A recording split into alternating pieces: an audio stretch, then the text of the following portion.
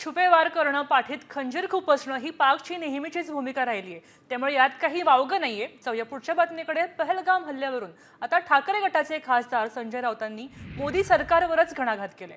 पहलगाम हल्ला झाल्यानंतर 24 तासांमध्ये पाकिस्तानला धडा शिकवायला हवा होता असं म्हणत राऊतांनी मोदी आणि शहांवर चांगलीच टोप डागली.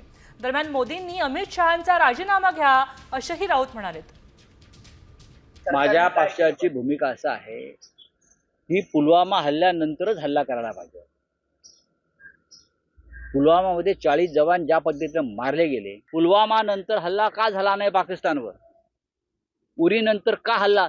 सर्जिकल स्ट्राईक वगैरे ठीक आहे, आम्ही पण गल्लीत करतो बरं का. असे स्ट्राईक आम्ही पण करतो रोज. इथे मुंबईमध्ये आम्ही 50 सालापासून स्ट्राईक करतो विरोधकांवर.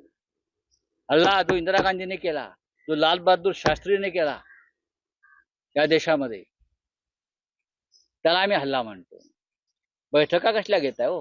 काश्मीरच्या सुरक्षेची जबाबदारी पूर्णपणे सैनिकांवर आणि गृह खात्यावरच होती. सगळ्यात आधी जर बदला आणि कारवाई करायची असेल प्रधानमंत्र्यांनी, तर आधी गृह खात्यावर केली पाहिजे. आम्हाला विरोधी पक्षाचे जे काही म्हणणं आहे, आम्ही सरकारच्या पाठीशी आहोत. सरकारच्या चुकांच्या पाठीशी असता कामा नये.